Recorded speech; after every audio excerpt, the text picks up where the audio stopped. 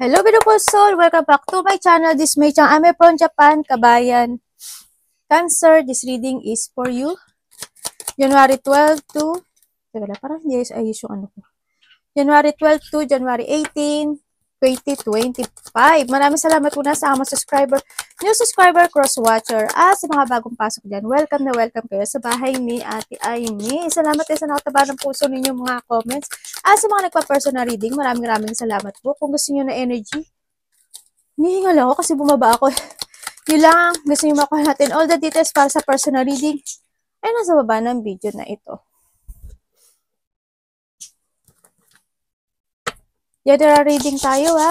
Kunin mo lang ang sayo at itapon ang hindi sayo. Ang general reading at ang personal reading ay magkaiba.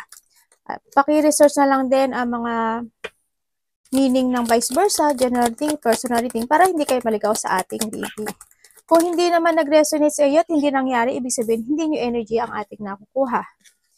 I-respetuhin na lang natin kung kaninong energy itong nakukuha natin. Nangyayari or mangyayari pa lang, use your own intuition, lawakan natin ang ating isipan. Madami kayo energy sa mundong ito, kaya hindi ito basta-basta magre-resonate sa inyo. May tower ka.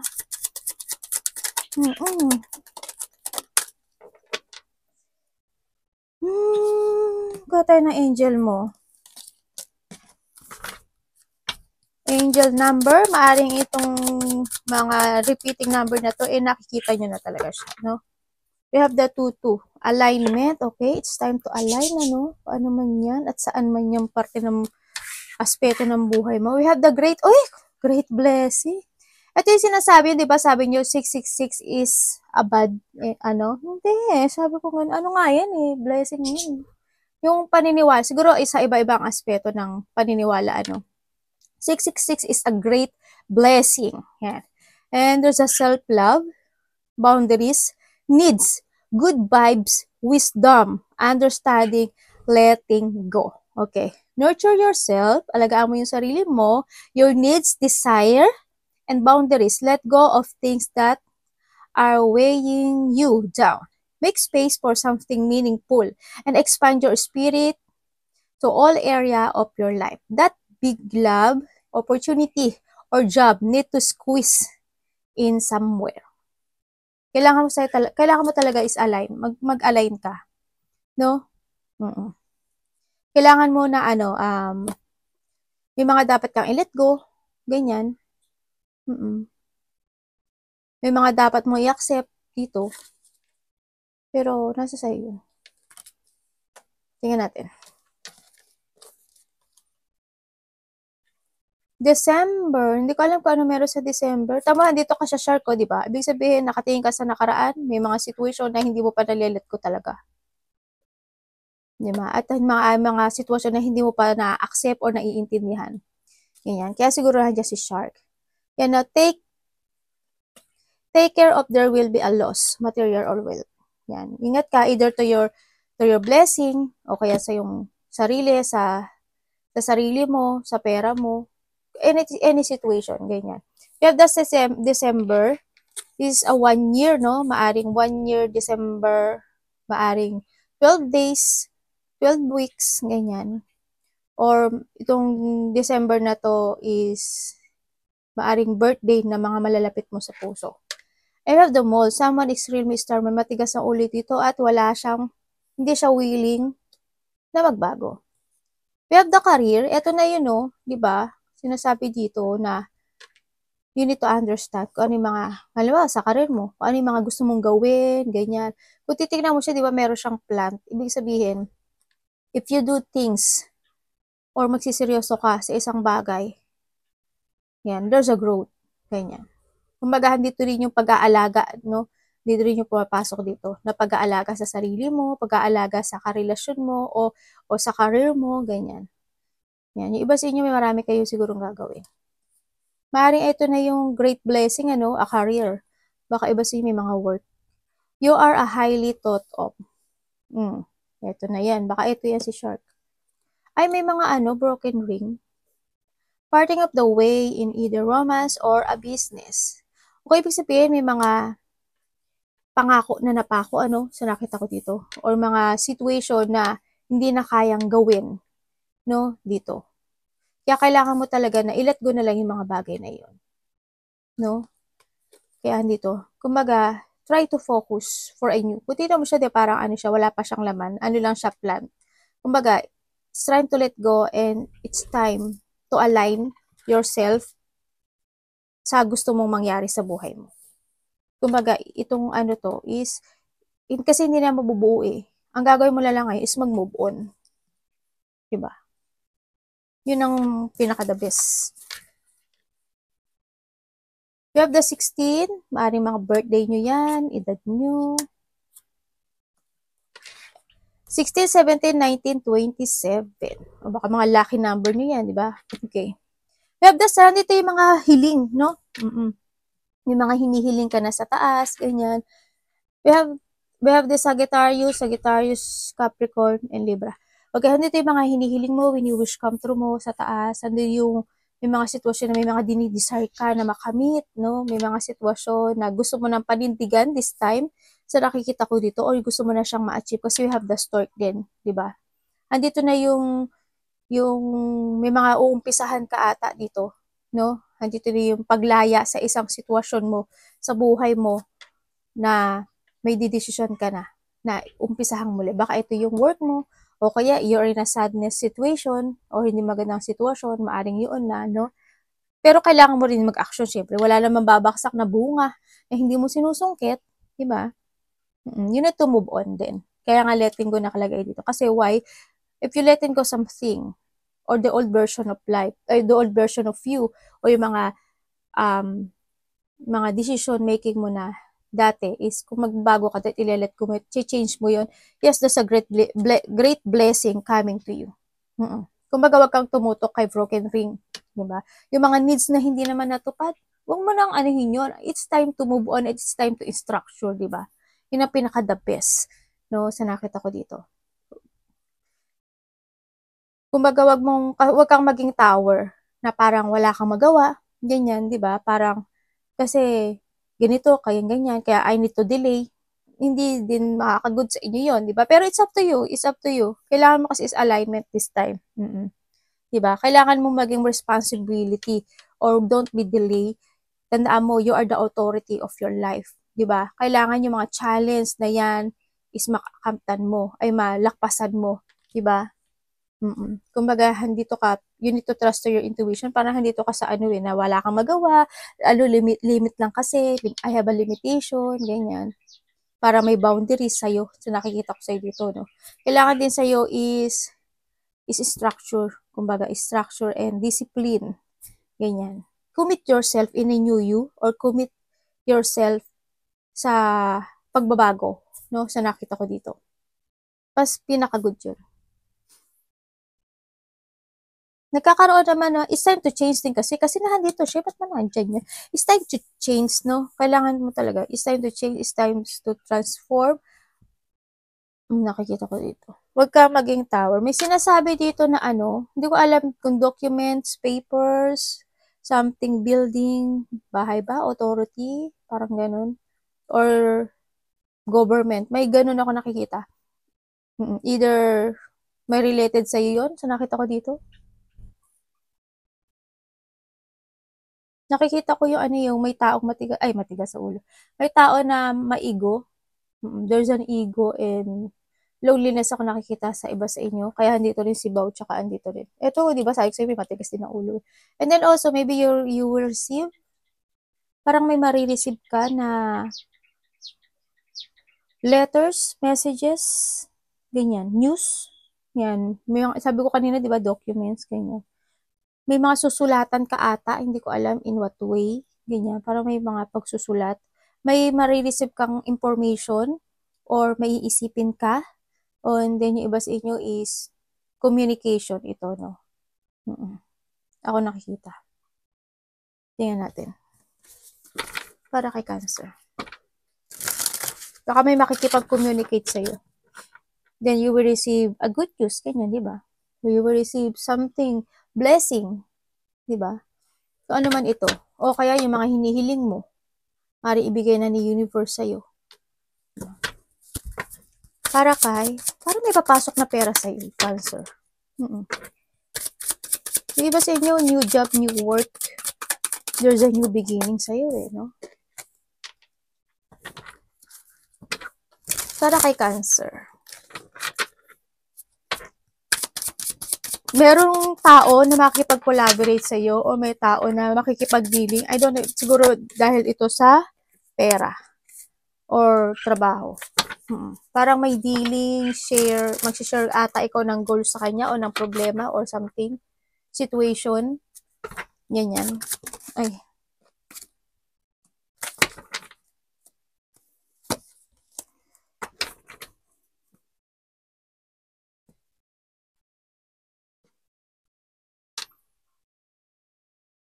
Okay, tingnan natin, no? So, ngayon, sa nakita ko sa'yo dito, kailangan mo ng pera daw. Parang kailangan mo ng pera ngayon. Pero may nakita naman ako na maaring may parating na pera. Sa ngayon is kailangan mo daw ng pera. I don't know why, kung ano nangyari sa'yo. Pero kailangan mo daw ngayon ng pera. Pero tandaan mo, we have the great blessing. Ibig sabihin, may darating. Di ba? Yan, kailangan mo daw ng pera ngayon. Ang nakita ko, may lungkot, may depression, may sitwasyon na maaari nagiging moody-moody yung situation mo, yung sarili mo, no? Andito na yung kailangan mo din na mag-ipon ng pera or kailangan mo talaga ng pera. Kung you need to take it action and to make it, you focus and take it action to make it real talaga lahat ng mga gusto mong mangyari sa buhay mo. Siyempre, kung hindi ka naman, kung magmumukmuk ka lang dyan, hindi ka gagawa at mag-action, hindi mo nga makakamit yung gusto mong mangyari sa buhay mo. It's time to start a new beginning in your life, diba? Kailangan, don't manifest lang, kumbaga. Trust more to your intuition. Alam ko naman na kailangan mo magkaroon ng pagbabago sa'yo, pero kung maghihintay ka lang at maghihintay, at alam ko naman na may layunin ka, diba? At may plano ka, pero pag hindi ka nag-move, walang mangyari. Kailangan mo ngayon na magkaroon ng solid beginning to settling your goal, no? Kailangan alam mo yung layunin mo sa buhay mo. And you need to be aware also to your money, no? If ever, no? Sa mga tao na, sa iba sa inyo na kung talagang medyo nagkakaroon kayo ng kahigpitan when it comes to money, no? Maaring when it comes to money, maaring may nangako sa'yo, no? Na hindi napako nga, di ba? Na related ang money, o trabaho man yan, or relationship man yan, di ba? Tingnan natin. May taong malungkot talaga.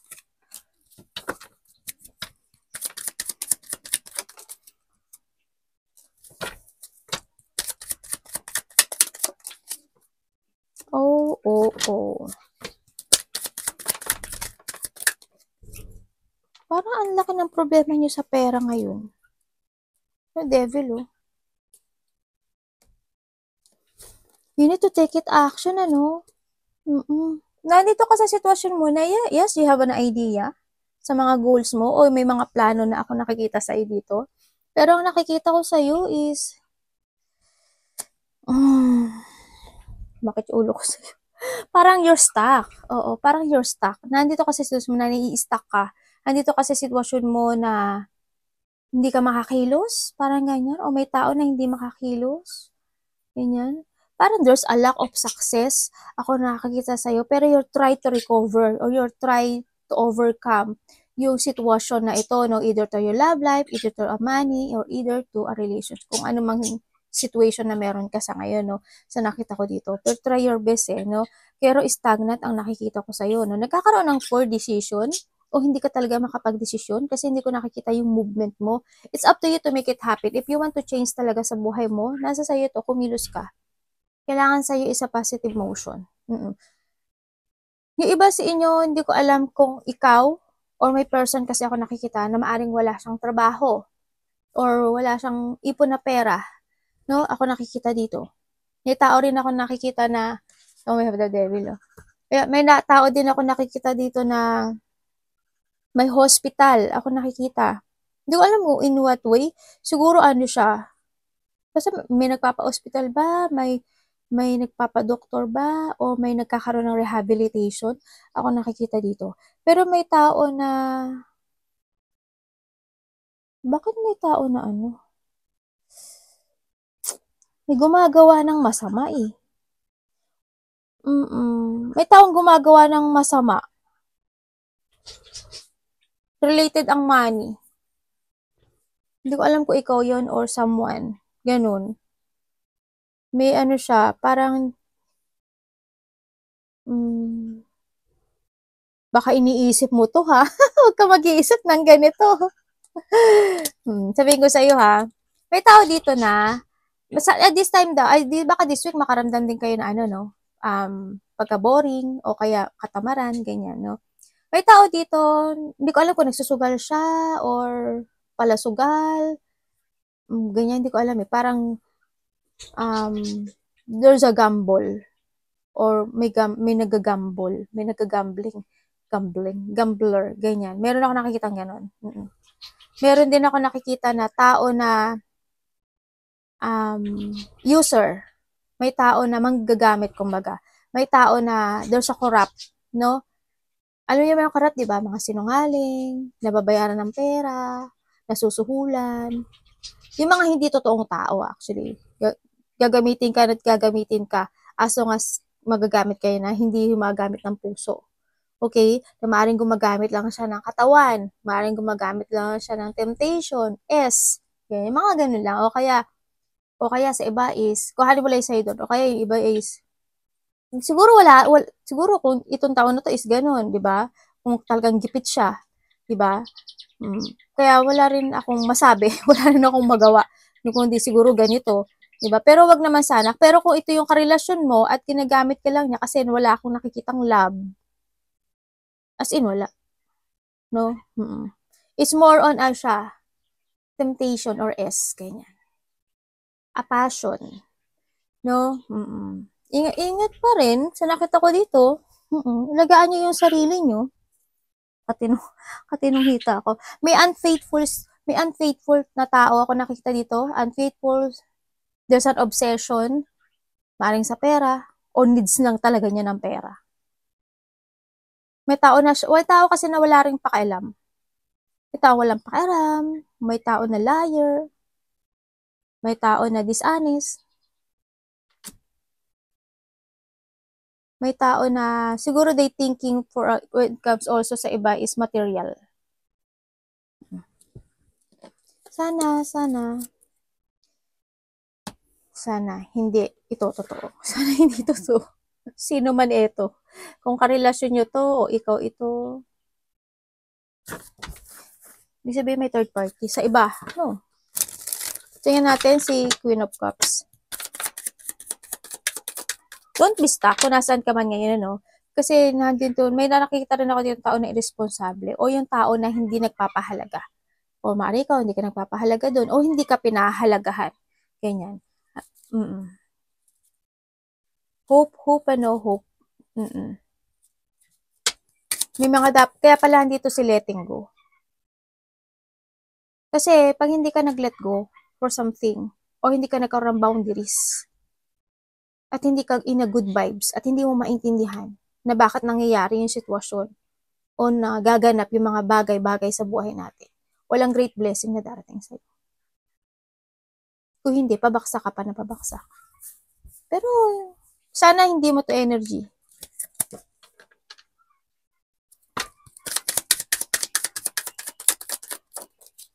Okay, 3 of Swords.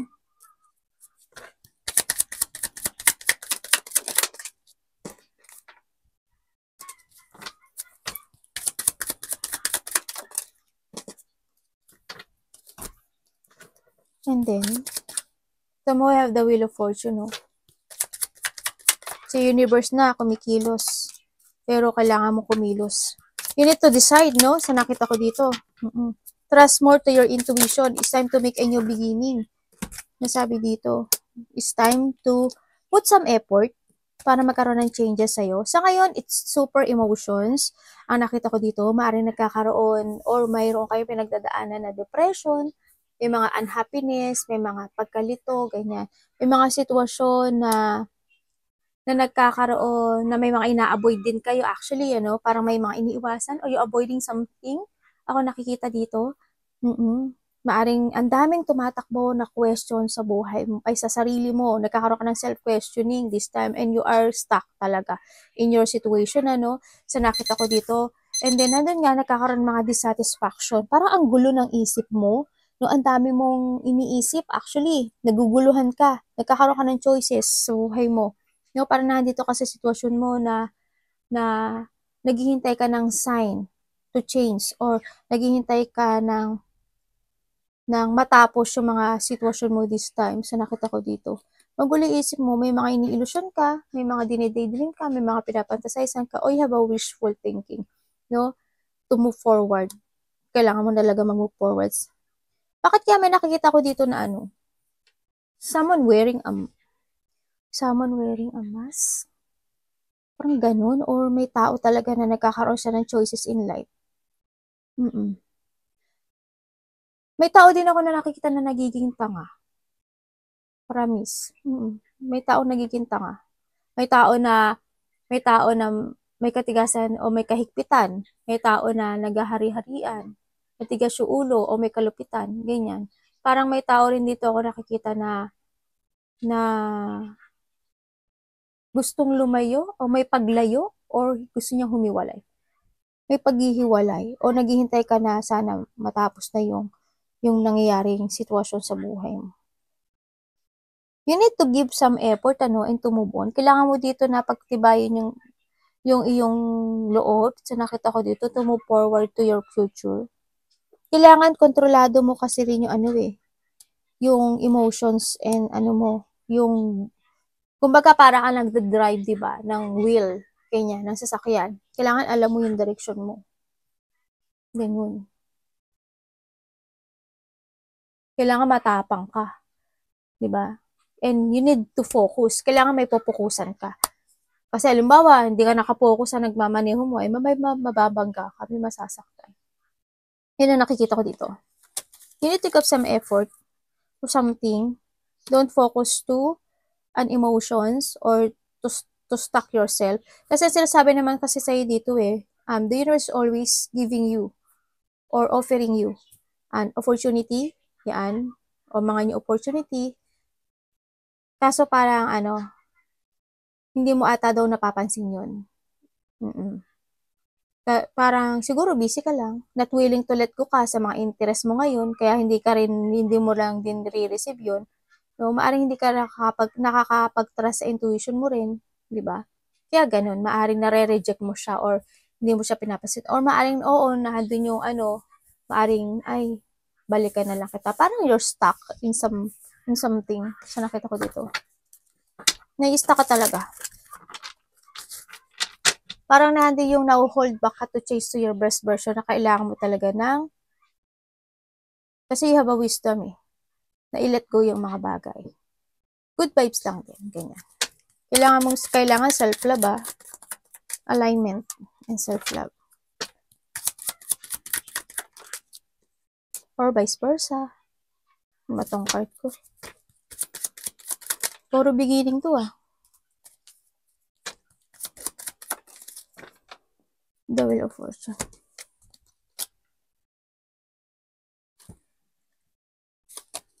Okay. Ano ba to? Okay, so nakita ko sa'yo dito.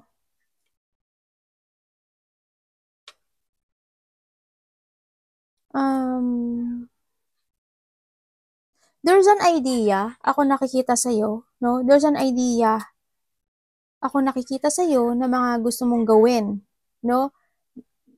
Kaso, parang hinihintay mo o naghihintay ka ng tamang panahon o tamang pagkakataon sa bagay na to, no? Sa nakikita ko dito, parang you're still waiting sa mga answer, parang hindi yung sitwasyon na naghihintay ka ng enlightenment, ganyan. Naghihintay ka ng isang sitwasyon na magkaroon ng pagbabago, ganun sa nakita ko dito.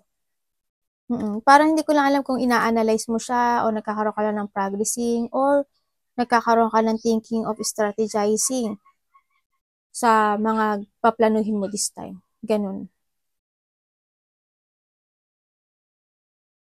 You need to jump to your fashion, start a new beginning in your life. Maaring matagal ka na rin nai-stuck o matagal na rin matagal ka na rin naghihintay dito sa sitwasyon na 'to 'no, sa nakita ko dito kaya medyo it's time to move on or it's time to take it action dito 'no. Kailangan din kasi natin you need to surrender or you need, to sacrifice to make a new beginning in your life. Magkaroon ka ng mga bagong strategy, mga bagong plano, mga bagong pananaw sa kinabukasan. You need to accept, huwag kang lang maghintay 'no. Kailangan mo magsakripisyo para magkaroon ng pagbabago talaga sa buhay mo. Kumbaga ano, take many risk in a good way 'no, sa nakita ko dito. Kasi may pag-asa. Kasi ang dami niyang ino-offer sa'yo actually, decision mo na lang ang kailangan at action. Arigatou namaste, God bless.